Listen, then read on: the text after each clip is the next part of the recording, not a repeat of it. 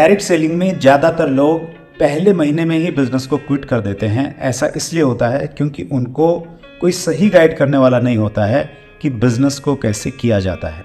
मैं पिछले 23 सालों से डायरेक्ट सेलिंग इंडस्ट्री में हूँ और मैंने इस समस्या को बड़ी नज़दीक से देखा है।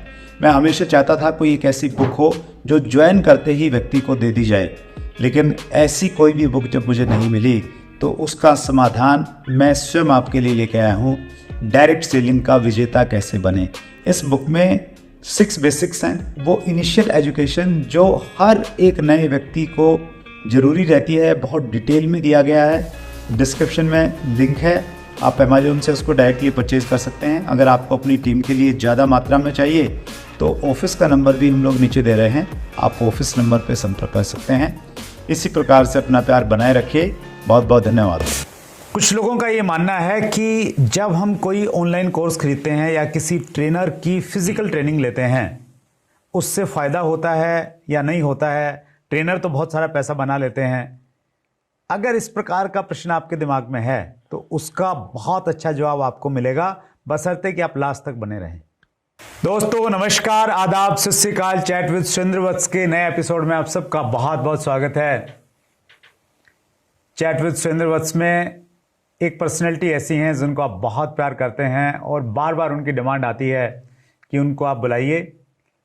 आज फिर हमारे लिए एक बहुत बड़ा दिन। आज फिर हमारे मेहमान हैं हिंदुस्तान के जाने माने बिजनेस कोच जो अपनी 12 कंपनियां चलाते हैं, 100 करोड़ से ज़्यादा की जिनकी वर्थ है, और जो बहुत छोटी उम्र में सीखना और सिखाना जिन्होंने शुरू कर दिया था। गुजरात अहमदाबाद से हमारे बीच में हैं स्नेह देसाई सर। स्नेह सर, एक बार फिर बहुत बहुत स्वागत है आपका। Thank you sir. कॉम्प्लीमेंट से शुरुआत करते हैं sir. Saiful network marketing pro ने लिखा है, I am from Bangladesh and I am very excited.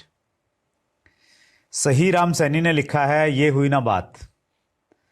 राज रॉय ने लिखा है, आप जी को सुनने का इंतजार रहेगा, कमाल धमाल सेशन रहेगा। और लास्ट में पढ़ रहा हूँ सर रवि राय गोयल का, हम सबके हीरो हो आप, गुरु हो आप। और ये उपाधि गुरु की, मेंटर की आपको किस एज में मिल गई थी सुने सर? मुझे याद है सर, 16 साल का था तब पहली बार किसी ने आके पैर छुए थे। अब अच्छा। गुरु वर्ड तो बहुत बड़ा है, बट शायद मुझे लगता है तभी से लोगों ने वो रिस्पेक्ट देना शुरू कर दिया था। शायद मेरे अंदर उन्हें वो नॉलेज के रूप से कोई गुरु दिखना शुरू हो गया हो। That's great, wonderful sir. मैं व्यूअर्स को ये कहना चाहता हूँ, स्नेह सर का लास्ट इंटरव्यू अगर आपने नहीं देखा है, जिसमें स्नेह सर ने अपनी लाइफ जर्नी के बारे में बताया था कि किस प्रकार बचपन से ही उन्होंने सीखना शुरू किया और फिर चैलेंजेस आए ज़िंदगी में, क्योंकि हर कामयाब व्यक्ति की ज़िंदगी में एक बार ऊपर जाते हैं, फिर वो नीचे आते हैं और नीचे से फिर ऊपर जाते हैं, तभी वो सुपरस्टार बनते हैं और तभी प्रेरणा देने वाले बनते हैं। तो स्नेह सर की वैसी ही कहानी है। डिस्क्रिप्शन में हम लिंक भी डाल रहे हैं लास्ट एपिसोड का, और ऊपर भी आपको दिखाई दे रहा होगा लिंक, तो उस पर आप क्लिक करके उसको अगर आप देखेंगे तो आपको इस इंटरव्यू का और ज़्यादा बेनिफिट आपको मिलने वाला है। सवाल जवाब से स्टार्ट करते हैं स्नेह सर। व्यूअर्स के बहुत सारे प्रश्न मेरे पास में हैं और ये एक प्रश्न मैं ले रहा हूँ BS सिराश्वा, और ये डायरेक्ट सेलिंग से रिलेटेड प्रश्न है सर। सर, नए प्रोस्पेक्ट से मिलते समय उसको प्रोडक्ट बेनिफिट बताएं या मार्केटिंग प्लान से विजन दिखाएं?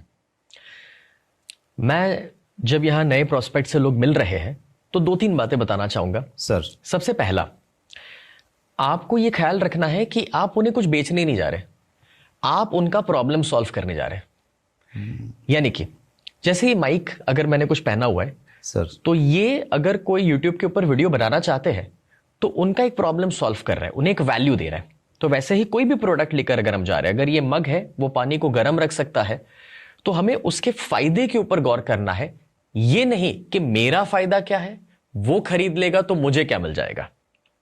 तो पहला हमारा उद्देश्य ये होना चाहिए कि हम वो प्रोडक्ट और सर्विस जो भी दे वो उसके भले के लिए है और उसका भला कैसे होगा उस पर गौर करें। दूसरा, हम सामने वाले की पहले नीड समझें। कभी कभार कोई इंश्योरेंस बेचने चले जाता है शुरू कर देता है कि अरे हमारे लिए, छोटी बिटिया के लिए बड़ा अच्छा प्लान आया है, आप इन्वेस्ट करना शुरू करें।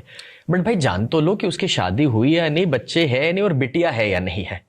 कहने का मतलब सामने वाले की नीड को समझना और उसके मुताबिक प्रोडक्ट रेकमेंड करना। क्योंकि आप कोई हेल्थ की प्रोडक्ट बेच रहे, मगर उसे अगर वो हेल्थ का चैलेंज नहीं है तो शायद उसे इंटरेस्ट नहीं आएगा उस प्रोडक्ट के अंदर। और इसलिए जानिए कि उसकी जरूरत क्या है, उसका बैकग्राउंड क्या, उसके परिवार में कौन है। अगर उसे जरूरत नहीं है तो क्या परिवार में उसके पेरेंट्स को या कोई उम्र लायक है उनको उस चीज की जरूरत है, या क्या ये प्रोडक्ट उनके बच्चों को मदद कर सकती है। और एक तीसरी चीज, इंसान आपकी प्रोडक्ट बाद में खरीदता है, पहले आपको खरीदता है। और इसलिए जब आप कुछ भी बेचने जाते हो तो जैसे वो मार्केटिंग प्लान दिखाओगे, जैसे कुछ लोग बिजनेस प्लान दिखाते हैं सर, कुछ लोग प्रोडक्ट वाला बेनिफिट दिखाते हैं सर, लेकिन मैं ये मानता हूं कि जैसे उसे पता चलता है कि आप कुछ बेचने वाले ना, तुरंत ही वो डिफेंसिव मोड में आ जाता है कि यार ये कुछ चिपका के जाएगा। हमारे साथ भी होता है, जब हमें कोई बेचने को आता है हम भी डिफेंसिव, मेरे को नहीं खरीदना है, या फिर माइंड हम बंद कर लेते, सुन लेते, बोले मना ही करना है, ध्यान नहीं देना है। यस। लेकिन पहले हमें यह बोलना चाहिए कि मैं एक उद्देश्य पर हूं, एक मिशन पर हूं। अगर मेरी प्रोडक्ट हेल्थ की है तो भाई मेरा मिशन है कि 1 मिलियन परिवारों को या लोगों को मुझे हेल्थ देनी है, और मैं 10 मिनट के दौरान आपको एक हेल्थ का नॉलेज देने के लिए आया हूं जो आपको और आपके परिवार को काम लगेगा। अगर आपको ये प्रोडक्ट अच्छी ना भी लगे और ना भी खरीदे, मुझे कोई फर्क नहीं पड़ता, बस 10 मिनट मुझे ध्यान दीजिए, मैं नॉलेज देना चाहता हूं। तो उससे क्या होगा, जैसे मुझे ये फ्रीडम मिलेगा सुनते हुए कि नहीं खरीदूंगा तो चलेगा, उसने ही मना कर दिया ना, हाँ तो सुन लेता हूं, अब कोई रिस्क नहीं है। और संभावना यह है कि जब आप अच्छी चीजें बताएंगे तो सामने से वो इंसान 10 मिनट के बाद खुद ही बोलेगा भाई कीमत क्या है ये तो बता दे, कहां से ले सकते हो ये बता दे। सो वहां पर ये 3 चीजें मुझे लगती है उनकी मदद करेगी जब आप एक नए प्रोस्पेक्ट को मिलते हैं। क्या बात है।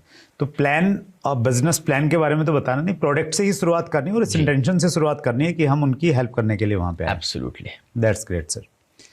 डायरेक्ट सेलिंग में जब हम प्लान दिखाते हैं सर, लोग जुड़ भी जाते हैं, और कुछ लोग मन से जुड़ते हैं, कुछ इसलिए जुड़ जाते हैं कि चलो यार इसको ओबलाइज कर देता हूँ, तो लोग तो आ जाते हैं लेकिन एक पावरफुल टीम नहीं बन पाती है।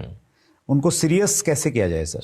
और आपने तो इतने सारे लोगों को ट्रेन किया है डायरेक्ट सेलिंग में भी, क्या एक्सपीरियंस है आपका? सर मैं डायरेक्ट सेलिंग की टीम की बात करूं या बिजनेस की टीम की बात करूं, मुझे लगता है दोनों में एक समानता है। बिल्कुल ठीक है सर। और वो समानता ये है कि इंसान अपने फायदे के लिए जुड़ रहा है और अपने फायदे के लिए काम कर रहा है, आपके फायदे के लिए नहीं। अगर वो ऑब्लाइज होके दोस्ती यारी में खरीदेगा तो वो आपके लिए डेड मेंबर है। वो एक ही बार प्रोडक्ट यूज करने वाला है या शायद यूज भी नहीं करने वाला, खरीद के रख देगा। लेकिन आपको उसे यह समझाना जरूरी है कि उससे उसका भला कैसे होगा, उसके परिवार का भला कैसे होगा, और उसको स्वाद चखाओ सक्सेस का। अगर आप फोर्स करोगे उससे तो शायद वो हाथ पैर से काम कर भी ले, लेकिन आप चाहते हो दिल और दिमाग से काम करे आपके लिए, और वो अपनी खुद की टीम डेवलप करे। तो वो तभी संभव है जब उसे वो सफलता का स्वाद मिले। मतलब क्या, मैं एक एग्जांपल देता हूं सर। जैसे कि हमारा गोल था कि आज इस महीने का टारगेट इतने मेंबर बनाने का है, इतना टारगेट अचीव करने का है, और महीने का ये चेक मिल जाए, मेरा काम हो जाए। उसके बजाय गोल ये होना चाहिए कि अगर मैं आपके पास आया हूं और आप मेरे टीम में जुड़ रहे हैं तो मैं आपके गोल्स जानूं, आपकी इनकम अभी क्या है, आप कहां स्ट्रगल कर रहे हैं, और कैसे मेरी टीम में जुड़ करके और इस बिजनेस में जुड़ करके आपकी इनकम बढ़ेगी, आपके प्रॉब्लम सॉल्व होंगे, उसके मैं गोल सेट कराऊं, और फिर मैं आपको बैक टू बैक सपोर्ट दूं, या तो मैं खुद या तो मेरी टीम के माध्यम से या मेरी सिस्टम के माध्यम से, कि कैसे आप अपने उस गोल को अचीव करें। अगर हफ्ते भर में आपका 5,000 निकलता है, महीने भर में 25,000 निकलता है, क्योंकि मैं आपको हेल्प कर रहा हूं कि चलो मुझे आपके कॉन्टेक्स्ट में मिलवाओ, मैं डेमो देता हूं, मैं आपको सपोर्ट करता हूं, मैं आपको डेमो देना सिखाता हूं। और धीरे धीरे धीरे अगर उस इंसान को यह समझ आया कि भाई मैं जिस काम में था उधर पूरा महीना 8-8 घंटे काम करके मेरे को 40,000 नहीं मिले, और यहां मैंने हफ्ते में 1-1 दिन काम किया और 25,000 मिल गए, तब उसे समझ आना अपने आप शुरू हो जाता है, और वो भी ज्यादा वक्त अब देना चाहता है। तो हमारा इरादा अपना फायदा कभी नहीं होना चाहिए, जिसको जोड़ रहे हैं उसका फायदा होना चाहिए, या तो प्रोडक्ट के माध्यम से, या तो बिजनेस के माध्यम से, या तो दोनों के माध्यम से सर। और जब ये होगा तभी जाकर के टीम एक्टिव होगी, जिसमें एक छोटा सा साइकोलॉजिकल पॉइंट, और वो है एक मां जो है खाना बनाती है ना, तो पहले खुद नहीं खाती, पहले अपने परिवार को खिलाती है, बच्चों को खिलाती है, और लास्ट में जो बचता है वो खुद खाती है। चाहे वो एक रोटी बच जाए, आधी रोटी बच जाए, रोटी ना बचे तो चावल खा लेती है। एग्जैक्टली वैसे आप अगर लीडर है अपनी टीम के, तो लीडर वो है जो सबसे लास्ट में खाता है। यानी कि आपका फायदा सबसे लास्ट में होना चाहिए, पहले टीम का फायदा होना चाहिए। और वो टीम को फायदा कराने के लिए जो भी आपको एफर्ट देने पड़े उसको सक्सेसफुल बनाने के लिए वो करवाओ। उसको सक्सेस का स्वाद चखाने के लिए जिस दिन उसे वो समझ पड़ गया, वो अपने आप दौड़ना भागना शुरू कर देगा। और जिस दिन वो अपने घर में मारुति लेकर आएगा तो आपके घर में तो मर्सिडीज आनी है। क्या बात है, सुपर सर, दैट्स ग्रेट। अगला प्रश्न मैं ले रहा हूं सर, ये grow up with Pooja Arora Virk MLM का प्रश्न है। मनी और सक्सेस को कैसे मैनिफेस्ट करें, प्रॉपर लाइन या प्रॉपर ट्रिक? और आप तो मास्टर हैं सर इसमें। सबसे पहली बात तो अगर कोई भी इंसान जॉब में है तो वो अपना वक्त दे रहा है पैसा कमाने के लिए, राइट। तो हमेशा उसे अब ये सोचना चाहिए कि मैं खुद के दम पर ऐसा क्या करूं जिससे मैं टाइम ट्रेड ना करूं। तो जैसे नेटवर्क मार्केटिंग में हम जानते हैं कि हम टीम बना करके धीरे धीरे अपने आप को पैसिव की ओर लेकर जा सकते हैं, या फिर हम बिजनेस के अंदर भी टीम बना करके इनकम और ज्यादा जनरेट कर सकते हैं। क्योंकि हम अकेले काम करेंगे, 8 घंटे काम करेंगे, 8 घंटे का पैसा मिलेगा, 10 घंटे काम करेंगे, 10 घंटे का पैसा मिलेगा, 12 घंटे काम करेंगे, 12 घंटे का पैसा मिलेगा, और 14 घंटे काम करेंगे तो बीवी छोड़ के चली जाएगी सेहत भी खराब होगी। तो पॉइंट यह है कि भाई बिजनेस हो चाहे नेटवर्क मार्केटिंग हो, आपको अगर ज्यादा कमाना है तो टीम डेवलप करो। क्योंकि जब 100 लोग आपके लिए 8-8 घंटे काम करेंगे तो 800 घंटे की प्रोडक्टिविटी आपको मिलती है, and that is where you will make more money. That is the first aspect. दूसरा, हमारे पास वक्त बहुत लिमिटेड है, 24 घंटे ही अवेलेबल है, और जितने साल जीने वाले वो भी लिमिटेड है। तो हमें एक्चुअली पैसा नहीं कमाना है, हमें टाइम कमाना है। यानी कि पहले अगर मैं महीने में 1 लाख कमाता था, उसके बजाय अगर आज मैं 1 घंटे के लिए 1 लाख कमाता हूं, तो मैंने पैसा नहीं कमाया, मैंने टाइम कमाया है। और अब एक्स्ट्रा दूसरे टाइम में मैं अपने परिवार के लिए भी वक्त निकाल सकता हूं, वेकेशन पे भी जा सकता हूं, कुछ पढ़ भी सकता हूं। तो इंसान को यह समझना है कि टाइम कमाने में हमें सबसे बड़ी चीज जो ख्याल रखनी है वो ये है कि भाई आज इतना काम कर लो कि बाद में काम ना करना पड़े। इस चीज का मतलब ये होता है कि अगर आप अभी काम करते हैं 10 से 6, तो अपने आप साथ सवाल पूछो कि सुबह 10 से पहले ऐसा एक्स्ट्रा मैं क्या कर सकता हूं जिससे मेरी दूसरी इनकम जनरेट हो सकती है। शाम को 6 के बाद मैं एक्स्ट्रा क्या कर सकता हूं जिससे मेरी तीसरी इनकम जनरेट हो सकती है। इस तरीके से मैंने अपना करियर चलाया था। मैं 18-18 घंटे भी काम कर लेता था एक जमाने में, आज भी 14 घंटे कर लेता हूं, 16 घंटे तक चले जाता हूं। पॉइंट ये है कि मैं हमेशा ये देखता हूं कि मेरे पास एक्स्ट्रा टाइम कहां है जिसे यूटिलाइज करके मैं जनरेट कर सकता हूं एक नई इनकम। और इसी सिलसिले में सर मैंने multiple source of income develop करी। अच्छा सर।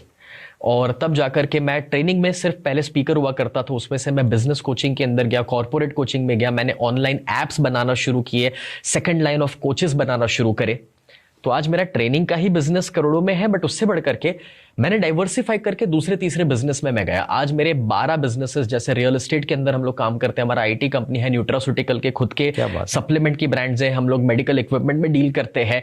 तो इस तरह से मल्टीपल बिजनेसेस में डाइवर्सिफिकेशन हुआ। लेकिन ये सब मैंने कब किया? उसी संडे को जब लोग आराम करते, उसी दिवाली के दिन जब लोग छुट्टियां मनाना पसंद करते हैं, उसी शाम को 8 बजे जब लोग IPL देखना पसंद करते हैं। मैं इनमें से कोई चीज के खिलाफ नहीं हूं। मैं सवाल इतना पूछना चाहूंगा कि भाई आप डिजर्व करते हो वो मैच देखना। पहले अपने आप को उस लेवल पर सफलता के पहुंचाइए कि जहां पर अब आप छुट्टी ले सकते हैं, मैच देख सकते हैं, घूमने फिरने जा सकते हैं। जस्ट बिकॉज क्योंकि आपने सोशल मीडिया पे किसी को देख लिया कि वो 5 स्टार में रुकता है, वो आईफोन लेता है और वो BMW में घूम रहा है, वो गोवा घूमने गया, यूरोप घूमने गया, तो मैं भी जाऊं। ये सोच गलत है। क्योंकि आज जिनको आपने सोशल मीडिया पे ये करते देखा, उसमें से आधे, कहना तो नहीं चाहिए सर, बट झूठे भी है। भाड़े की मर्सिडीज भी चला लेते हैं, वेरी ट्रू, तो कहीं जाके फोटो खिंचा लेते हैं। लेकिन जो सच्चे वाले भी है, उसमें आपने उसकी रियल लाइफ देखी है, रियल लाइफ नहीं देखी है। वो रियल लाइफ में कहीं 5-10 साल घिस चुका है अपने आप को, तब जाके आज उसने ये वीडियो रखाना शुरू करा है। yes. जब लोग मुझे देखते हैं, यही उम्र दिखती नहीं है, तो लोगों को लगता है कि भाई बस ऐसे ही कुछ भी। बट आज सर सच ये है कि मेरी पैसिव इनकम मेरी एक्टिव इनकम से ज्यादा है, and that is the reason कि भाई मेरे बिजनेस चले ना चले, कुछ आगे पीछे भी हो रहा है तो कोई ज्यादा फर्क नहीं पड़ता है, क्योंकि जो मेरा लिविंग स्टैंडर्ड है उससे ज्यादा अगर पैसिव इनकम मैंने सेट कर रखी है तो it is easy for me to live that life. That's great Sneh sir. इसी से रिलेटेड एक प्रश्न है, जब भी मैं आपसे मिलता हूं और व्यूवर्स ने भी जब आपको इंटरव्यूज देखे होंगे, आप इतने ज़्यादा सफल हैं, इतने सारे मल्टीपल बिजनेसेस हैं आपके, लेकिन उसके बावजूद भी आप 14-16 घंटे हर रोज़ काम करते हैं। तो कौन सी चीज़ है जो इतना इंस्पायर कर रही है? ऐसा क्या बचा हुआ है? आपने तो गोल्स 101 गोल्स आपने पहले ही पूरे कर लिए थे, तो कौन सी चीज़ है जो इंस्पायर करती है? मैं वो जवाब दूं उससे पहले सर, मैं कभी कभार सोचता हूं कि अभी बहुत काम हो गया, थोड़ा थक गया हूं, एक आध दो दिन छुट्टी लेता हूं जी। छुट्टी जैसे ही लेता हूं ना, एक दिन बड़ा अच्छा लगता है, दूसरे दिन पे डिप्रेस हो जाता हूं कि यार कुछ करना पड़ेगा। तो कहीं यही प्रोग्रामिंग हो गया है बचपन से ही, और शायद ये श्रेय पेरेंट्स को ही जाता है। आज मुझे क्या इंस्पायर करता है, तो हर सुबह जब मैं उठता हूं तो सबसे पहले अपने ईश्वर को, ऊपर वाले को शुक्रगुजार होता हूं कि आपने मुझे एक और दिन दिया है कि किसी की जिंदगी में मैं वैल्यू ऐड कर सकूं, किसी की जिंदगी में एक ट्रांसफॉर्मेशन क्रिएट कर सकूं। मैं बहुत ही कम वीडियोस में या कभी कोई पॉडकास्ट पे मेरे जिंदगी के दुख बताए हो, मतलब हल्की सी तकलीफें बोल के आगे बढ़ जाता हूं और सफलता के ऊपर बातें करता हूं। बट सच ये है सर, बहुत रातें भूखे सोया हूं, पिताजी का सेकंड हैंड 2 व्हीलर 8 रुपए है जेब में, 8 रुपए का पेट्रोल भरवा के आधे तक गए, बंद हुआ, छोड़ के पैदल गए हैं। तो हर किस्म के दिन देखे हैं, और वो दिन आज भी याद है, और वो दिन अपने लिए याद है और मैं काम कर रहा हूं ऐसा नहीं है। मैं रिलेट कर पाता हूं कि मेरे जैसे ऐसे कितने सारे लोग हैं अभी भी। अगर मुझे तब ये नॉलेज ना मिला होता, सपोर्ट ना मिला होता, पॉजिटिव थिंकिंग ना मिला होता, गाइडेंस स्ट्रैटेजीज ना मिली होती, तो शायद आज मैं ये जिंदगी ना जी रहा होता। तो अगर मुझे कम उम्र पे सफलता मिली है तो मेरा ये मानना है ये मेरा हक नहीं है, ऊपर वाले ने वो दिया है क्योंकि मैं बांट सकूं, इसलिए मुझे वो मिला है। तो मेरी जिंदगी के जो भी दिन बाकी और जो साल बाकी है, I feel I O it कि जिसने मुझे ये मौका दिया, सफलता दी है, तो मेरे माध्यम से और लोगों तक वो चीज पहुंच सके। चाहे वो मेरी टीम भी हो सकती है, चाहे वो मेरे क्लाइंट्स हो सकते हैं, ऑडियंस हो सकते हैं, व्यूवर्स, हर जगह पर। इवन ऑफ दी प्रोग्राम्स और रिकॉर्ड भी मैं कहूं, मैं फ्लाइट में किसी को मिल लिया तो वहां पर कुछ बात होगी, तो वहां पर भी कोचिंग सेशन मेरा फ्लाइट में उसका हो जाएगा। पड़ोसी भी मिल लिया तो वहां पर भी वैसे ही हो जाएगा। तो उससे कोई लेना देना नहीं है कि भाई ओके उसके लिए क्या मुझे कुछ पैसा मिल रहा है, अपॉइंटमेंट लेके आ रहा है, नहीं, क्योंकि भाई मेरे पास जो वक्त है वैल्यू ऐड करनी है। क्या बात, क्योंकि ऊपर वाले ने कुछ दिया है। एक प्रश्न ले रहा हूं स्नेह सर, और ये प्रश्न पिछले दिनों संदीप माहेश्वरी जी और विवेक बिंद्रा जी का कुछ हुआ, उससे रिलेटेड कहीं ना कहीं ये क्वेश्चन निकल के आया है। केवल साहब पूछ रहे हैं, आप लाखों को फालतू की ट्रेनिंग देके लाखों कमा रहे हो, लोग कमाए या नहीं आपको फर्क नहीं पड़ता, डॉक्टर विवेक बिंद्रा की तरह। मुझे खुशी है केवल भाई ने ये सवाल पूछा है, क्योंकि एज अ कंज्यूमर या कस्टमर पहले तो सवाल पूछना हक बनता है सर। पूछे बिना किसी पे अंधा विश्वास करना ये भी सही नहीं है, और ये सिर्फ ट्रेनिंग इंडस्ट्री नहीं, हर इंडस्ट्री पर अप्लाई होता है। इसका जवाब मैं देना चाहूंगा कि जब इंसान स्कूल में जाता है या कॉलेज में जाता है सर, तो वहां पर भी सारे सफल नहीं होते हैं, ना ही टॉप करते हैं, ना ही सारों को एडमिशन मिल जाता है, ना ही डिग्री के बाद भी सारे सफल हो जाते हैं। मगर स्कूल टीचर्स या प्रोफेसर का जो काम है वो है अपना बेस्ट देना, कि उनके पास जो रिसोर्सेज अवेलेबल है वो अच्छे से आपको समझाए। अब उसमें आपको होमवर्क कराना हो, यूनिट टेस्ट लेना हो, एग्जाम लेना हो, वो सारी चीजें वो कर रहे हैं। बट सारे बच्चे समान नहीं होते। एग्जैक्टली वैसे हम कोई भी कोच अगर है, तो अगर कोई चीज के लिए हम चार्ज करते हैं तो उसमें 2 चीजें इन्वॉल्व है।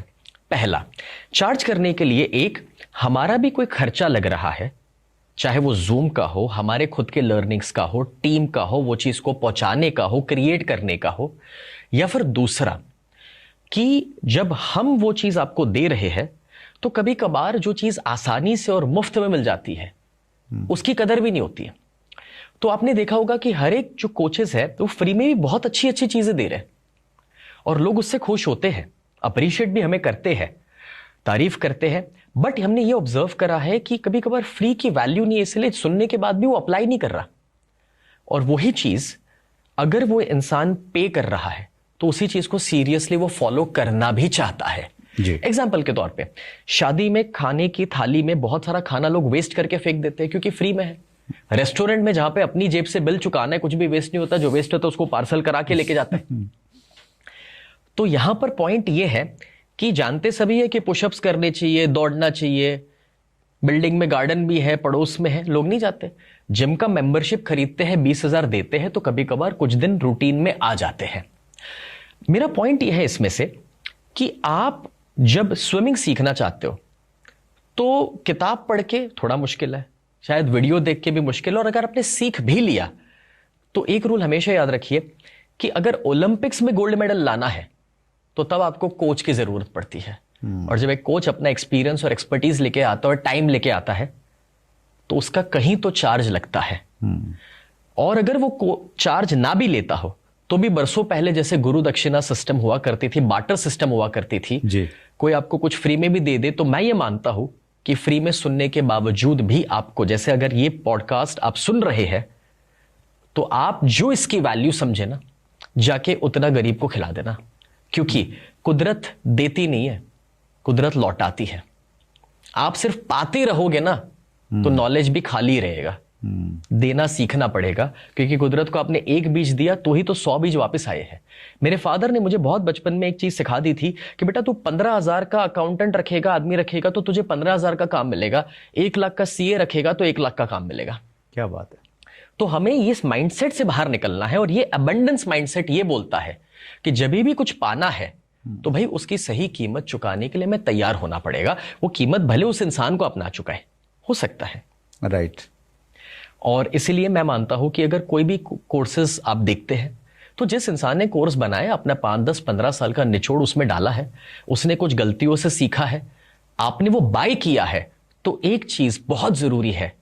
कभी कभार लोग किताब खरीदते हैं, कोर्स खरीदते हैं, खरीदने के बाद उनके माइंड में, बैक ऑफ द साइकोलॉजी में ये हो रहा है कि अब मैं सफल हो जाऊंगा। बट भाई कोर्स खरीदने से आप सफल नहीं होते हैं, आप सिर्फ और सिर्फ कोर्स को अटेंड करके, अप्लाई करके, लिख करके, इंप्लीमेंट करके, और एक बार नहीं, खरीदा है तो दूसरी बार देखो, तीसरी बार देखो, 4 बार देखो, तब तक देखो जब तक आप वो बन ना जाए और इंप्लीमेंट ना करे। उसको घिस डालो, निचोड़ लो उसे। मेरे फादर मुझे 4-4 दफा सर एक ही कोर्स में भेजते थे। तब ये जब हमारे पास पैसा नहीं हुआ करता था, मतलब मुश्किल से मेरे पेरेंट्स मुझे पैसा देते थे जी। और जब मैं कहता था पापा चौथी बार भेज रहे हो, अब मेरे को रट्टा लग गया, वो टीचर, वो जो प्रोफेसर या जो ट्रेनर है, वो अगला कौन सा वाक्य बोलेगा वो भी मेरे को पता है। और तब वो एक ही सवाल पूछते थे, क्या 100% अप्लाई कर लिया, क्या 100% वो बन गए जो वो सिखा रहे? नहीं, तो बोले चौथी बार जाओ। ग्रेट। एंड मुझे पूरा भरोसा है सर, चाहे फ्री हो नॉलेज या पेड हो, बट इंसान को अप्लाई खुद ही करना पड़ेगा। कोर्स तब तक काम नहीं करता जब तक आप काम ना करें। सुनिए सर, मैं एक लाइन बोलता हूं, knowing plus not doing is equal to not knowing. अगर हमने किसी चीज को जान लिया है और हम उसको अप्लाई नहीं कर रहे हैं तो इसका मतलब हमने उसको जाना नहीं है, टाइम भी वेस्ट कर दिया है, पैसा भी वेस्ट कर दिया है। और इसको हम हमारे स्कूल डेज से अगर हम लोग लें तो स्कूल में भी ऐसा होता था, क्लास में 50 बच्चे हैं, एक ही टीचर पढ़ा रहा है सभी को, तो कुछ बच्चे फेल हो जाते थे, कुछ मीडियोकर रहते थे, कुछ लोग टॉप कर जाते थे। तो वैसे ही अगर हम किसी भी कोर्स को अटेंड करें या किसी फिजिकल सेमिनार को अटेंड करें, अगर 100 लोग अटेंड कर रहे हैं तो ग्रहण करने वालों का लेवल सबका अलग अलग मिलने वाला है। कोई उसमें से शायद 100% ग्रहण करेगा, कोई शायद 5% ही ग्रहण करेगा, किसी को शायद वहाँ बैठ के सिर में दर्द भी हो जाएगा, तो ऐसा भी संभव है। तो डिपेंड करता है कि हम किस तरीके से लोगों को ले रहे हैं। और थोड़ा सा क्वेश्चन उतना अच्छा नहीं था, लेकिन मुझे लगा स्नेह सर कि आप उसका जवाब देंगे, और आपने बखूबी उसका जवाब दिया। बहुत बड़ा लक्ष्य है स्नेह सर, और जब इतना बड़ा लक्ष्य हो तो फिर प्रेरणाएं अपने आप अंदर से निकलती हैं और थकते नहीं हैं कभी भी, मैंने देखा है आपको। That's great sir. और हम सब लोगों को स्नेह सर से प्रेरणा लेनी चाहिए, प्रेरित होना चाहिए। हम में से बहुत सारे लोग थोड़ी सी अचीवमेंट में मान लेते हैं कि अब बहुत कुछ हो गया, तो माना आपके लिए बहुत कुछ हो गया, आपको कुछ करने की ज़रूरत नहीं है, लेकिन आपकी इस कामयाबी में चूँकि बहुत सारे लोगों का योगदान रहा है कहीं ना कहीं, तो वापस देने का भाव तो स्नेह सर की तरह होना ही चाहिए।